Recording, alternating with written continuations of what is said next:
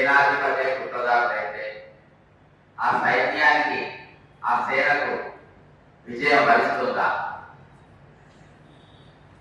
ఈరోజు తెలంగాణ ముఖ్యమంత్రి రేవంత్ రెడ్డి గారు సేనాధిపతి, ఆయననే కుట్రదారు, హిందూ స్వార్థపరుడు.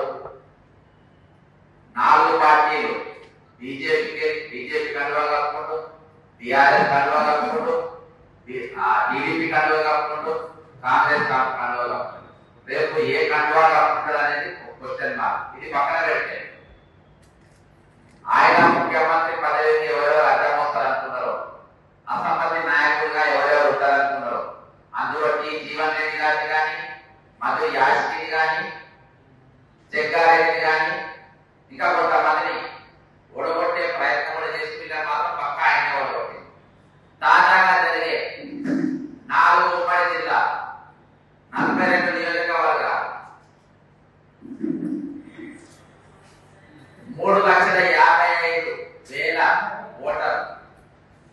హైదరాబాద్ రామచంద్రపురం కెళ్ళి ఆదిలాబాద్ దాకా ఉన్నటువంటి ఓటర్లు దాదాపు 250 కిలోమీటర్ల దూరంలో ఉన్న ఈ నియోజకవర్గం మెదక్, కరీంనగర్, ఆదిలాబాద్, నిజామాబాద్, పట్టభద్రుల నియోజకవర్గంగా గెలిచే కాంగ్రెస్ పార్టీ అభ్యర్థి గెలిచినా, బీజేపీ అభ్యర్థి గెలిచినా, టీఆర్ఎస్ అభ్యర్థి గెలిచినా, ఏ అభ్యర్థి గెలిచినా ఇంత పెద్ద స్టేజ్ లో గెలిపించిన నాయకుడికి వాళ్ళకు చాలా పెద్ద పేరు వస్తుంది. కాబట్టి ఇందులో భాగంగానే మరి పొన్నం ప్రభాకర్ గారు మరియు మేడిపల్లి సత్యం ఎవరైతే చొప్పదండి ఎమ్మెల్యే ఉన్నారో వీళ్ళిద్దరికి అత్యంత సన్నిహితంగా ఉన్నటువంటి ప్రసన్న హరికృష్ణ అనే ఆయనకు కాంగ్రెస్ పార్టీ టికెట్ ట్రై చేసింది. వాళ్ళ మనిషికి టికెట్ రాలేదు. ఆ ticket Duddilla Sridhar Babu, IT industrials మంత్రి అయినటువంటి శ్రీధర్ బాబు గారు పంతం బట్టి ఆ టికెట్ తీసుకున్నారు. శ్రీధర్ బాబు గారు ఆల్రెడీ ముఖ్యమంత్రికి ఇంకా ప్రయత్నం చేస్తున్న సంగతి అందరికీ తెలిసింది. ఇన్ఛార్జ్ కూడా మారింది. ఇన్ఛార్జ్ మీనాక్షి నటరాజన్ వచ్చింది. ఆమె ₹1 లక్షలు తీసుకోదు, గాంధీవాది అనే పేరు దాకా మేనేజ్ చేసే కష్టం. కాబట్టి శ్రీధర్ బాబు ఒకవేళ ఈ క్యాండిడేట్ శ్రీధర్ బాబు పేరు ఎక్కడికో పోతుంది. కాంగ్రెస్ పార్టీ రేపు గ్రామ పంచాయతీ ఎలక్షన్ వార్డు మెంబర్ కూడా రేపు నిర్వహించే పరిస్థితిలో ఉన్నప్పుడు ఒకవేళ ఈ అభ్యర్థి గెలిస్తే ఇలా పోటీకి వచ్చేస్తాడు. కాబట్టి ఈ అభ్యర్థి ఎక్కడ ఓడగొట్టాలని కుట్ర చేసినటువంటి వ్యక్తి తెలంగాణ ముఖ్యమంత్రి రేవంత్ రెడ్డి గారు. ఇమీడియట్ గా పొన్నం ప్రభాకర్ రంగంలో దించి నీకు ఉప ముఖ్యమంత్రి ఇస్తా, రేపు నీవు కాంగ్రెస్ పార్టీ అభ్యర్థి గెలిస్తే శ్రీధర్ బాబు పెద్ద లీడర్ అయితే ముఖ్యమంత్రి అయితే నువ్వు కనబడవు. కాబట్టి నువ్వు ఎట్లా చేసి నా క్యాండిడేట్ మేడిపల్లి సత్యం ఉన్నాడు, ఆయన ద్వారా ఈయన కొంచెం వర్క్ చేసి గ్రౌండ్ వర్క్ చేసి మెంబర్షిప్ చేసి ఆయన నిలబెట్టు అని పొన్నం ప్రభాకర్ తో ఈ రోజు టీఆర్ఎస్ టికెట్ ట్రై చేసి టీఆర్ఎస్ నిలబెట్టమన్నారు. లాస్ట్ ఆ బిఎస్పీ టికెట్ ఇచ్చి నిలబెట్టింది. ఈరోజు జరిగే కుట్ర ఏంటంటే రేపు ఇదంతా బయటకు వస్తుంది. కేంద్రానికి ఈ రోజు కాంగ్రెస్ పార్టీ అభ్యర్థి పక్కా ఓడిపోతుంది అనే సమాచారం మీనాక్షి నటరాజన్ చేరిన తర్వాత ముఖ్యమంత్రి ప్రజలు పెట్టేటప్పుడు నేను ఆగమేఘాలని ఒక ఎమ్మెల్సీ అభ్యర్థికి ప్రచారం చేసిన ఏకైక ముఖ్యమంత్రి రేవంత్ రెడ్డి. ఇప్పటికే ఏ ముఖ్యమంత్రిలో ప్రచారం చేయని ఒక గ్రాడ్యుయేట్ ఎమ్మెల్సీ, దానికి రేవంత్ రెడ్డి ఈ రోజు ప్రచారం చేసే స్థాయికి ఈరోజు దిగజారిందంటే కేంద్ర కాంగ్రెస్ వచ్చిన ఒత్తిడి వల్ల ఈరోజు దిగి రేపు దీని ప్రచారం కోసం అని చెప్పేసి 4 జిల్లాల మీటింగ్ పెట్టడం జరిగింది. ఈరోజు ఒక ముఖ్యమంత్రి, క్యాప్టెన్, ఒక సేనాధిపతి తన దగ్గర ఉన్నటువంటి పట్టుని చంపే ప్రయత్నం, ఒడగొట్టాలనే ప్రయత్నం ఈరోజు ముఖ్యమంత్రి రేవంత్ రెడ్డి గారు చేస్తున్నారంటే ఈరోజు ఈ కాంగ్రెస్ పార్టీ నాది, నేను ఓన్ చేసుకుంటా అనేది లేదు. ఇవాళ అయిపోతుంది దాటాలి, కుట్ర చేయాలి, బయటపడాలి అనే ఉద్దేశంతో ఈరోజు పట్టభద్రులందరినీ కూడా 3,55,000 మంది పట్టభద్రులను మోసం చేసే స్థాయికి ఈరోజు దిగజారింది.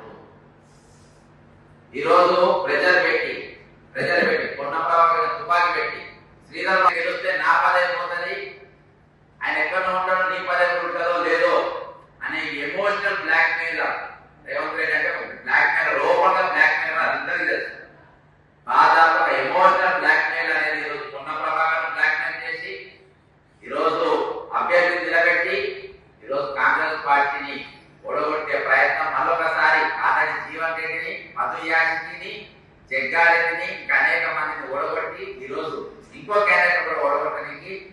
తెగించిన ముఖ్యమంత్రి రేవంత్ రెడ్డి. ఆయన పదవి పోతుందని ఆయన ఈరోజు ఎంత విచిత్రం అంటే ఇక్కడ కాంగ్రెస్ పార్టీ అభ్యర్థి గెలిస్తే నా ముఖ్యమంత్రి పోతుంది, కాంగ్రెస్ పార్టీ అభ్యర్థి ఓడిపోతే నా ముఖ్యమంత్రి ఉంటది.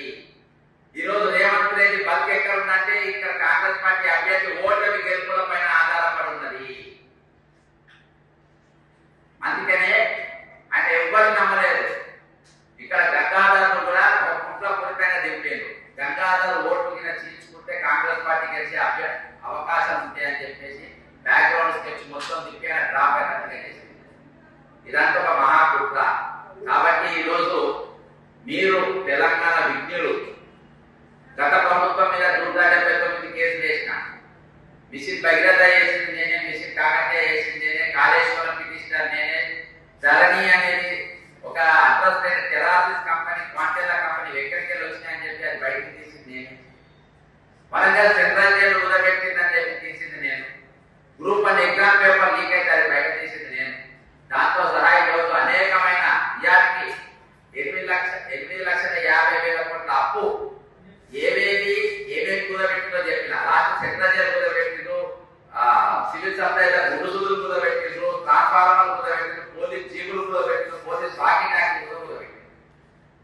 హైదరా రంగనాథ్ ఇల్లు చెరువులో ఉందని చూపించింది సమాజానికి నేనే. రంగనాథ్ గారు నా ఇల్లు చెరువు లేదని గుండెలు బాదుకుంటా రోడ్ల మీద అక్కడ ఇక్కడ చెప్పుకునేది కూడా చేసింది నేనే. నేనే నేనే అని చెప్పడానికి కారణం ఏంటంటే ఈరోజు చెప్పిన పండుకునేది కూడా చేసింది నేనే. నేనే నేనే అని చెప్పడానికి కారణం ఏంటంటే ఈరోజు చెప్పిన పనులు చేసుకోకుంటే కూడా ఈరోజు జనానికి అర్థం లేని పరిస్థితి. కాబట్టి నేను ఖచ్చితంగా రేపు కౌన్సిల్లో ఉండాల్సిన పరిస్థితి. ఈరోజు తెలంగాణ ఆత్మగౌరవం 8,50,000 కోట్ల అప్పు, 40 లక్షల మంది నిరుద్యోగులు, 3,67,000 ఖాళీలు. ఈరోజు అన్ని వనరులు ఉన్నా అల్లున్నట్టు చెరుకుంటే ఈరోజు తెలంగాణలో అన్ని ఉన్నా కానీ కావాలని అప్పు చేస్తూ వాళ్ళు జైలు నింపుకొని. కాబట్టి ఒక పెద్ద చర్చ ఈరోజు బహిరంగ 1 నిమిషం లాస్ట్ 1 మినిట్ అంటే 60 సెకండ్లు చెప్తాను. ఈరోజు 2011 యూపీఏ సర్కార్ చేసినటువంటి సర్వేల తెలంగాణ జనాభా 3,50,00,000 పక్కన పెడతాం. 2014 కేసీఆర్ చేసిన సర్వేల 3,68,00,000 పక్కన పెడతాం. రేవంత్ రెడ్డి గారు చేసిన సర్వేల 3,54,00,000 అంటే జనాభా తగ్గింది. సింపుల్ లెక్క చెప్తా. రేవంత్ రెడ్డి గారిని సర్వే చేయకుండా ఒక లెక్క రాయాలి. ఎట్లా చెప్పారు? 18 సంవత్సరాలు దాటి ఓటుకున్న వాళ్ళు ఈ తెలంగాణలో 3,32,00,000 అబద్ధమైన వృద్ధి అని. 10వ తరగతి పరీక్ష రాసిన వాళ్ళు బోర్డ్ ఆఫ్ 10th సెకండరీ లెక్క ప్రకారం 5,50,000 మంది.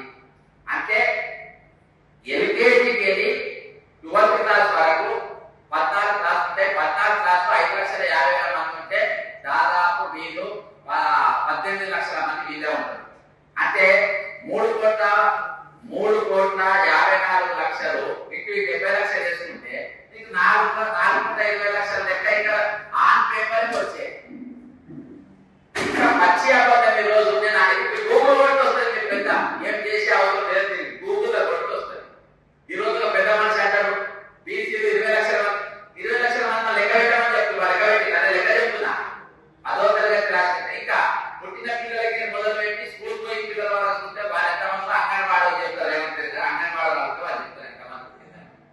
కాబట్టి ఈరోజు ఇంత పచ్చి మోసాలు జరుగుతూ ఉంటాయి. కౌన్సిల్లో చర్చ జరిగింది, పెద్దల సభలో చర్చ జరిగింది. ఒక దిక్కు కుట్రదారుడు రాజకీయం చేస్తా ఉంటాడు. కుట్రదారుడు ఈరోజు రాష్ట్రాన్ని ఏరుతా ఉంటాడు. ఈరోజు తెలంగాణ ఆత్మగౌరవం అంటాం, స్వయం పాలన అంటాం, నీళ్లు నియామకాలు అంటాం, మళ్ళా మనం ఓటాం అంటే ఈరోజు అందుకని అక్కడ సేనాధిపతి కుట్రదారులు అంటే ఇవన్నీ ఉంటాయి. కాబట్టి విద్యులు ఉత్తర తెలంగాణ వాస్తవ్యులు చైతన్యవంతులు ఒక్కసారి మీరు ఆలోచించండి. వాస్తవం అనేది మెల్లగిన వాడుతుంది, నిజం అనేది చాలా మెల్లగిన వాడుతుంది. ఆ మెల్లగా వినవాడటాన్ని మీరు వినే ప్రయత్నం చేయండి. ఒకసారి నా అభ్యర్థులను కూడా మీరు పరిశీలించండి. నా సీరియల్ నంబర్ 6 పరిశీలించండి. ఇంత పెద్ద కుట్ర ఉందని చెప్పేసి నేను సీక్వెన్స్ తో సహా చెప్పాను. ఈరోజు తెలంగాణ జనాభా ఎంత సత్యమో రేవంత్ రెడ్డి కాంగ్రెస్ పార్టీ అభ్యర్థి కొలగొట్టడానికి చేస్తున్నటువంటి కుట్ర కూడా అంతే సత్యం అని చెప్తాను. చెప్పుకుంటూ సెలవు తీసుకుంటున్నా. జై తెలంగాణ అమరవీరులకు.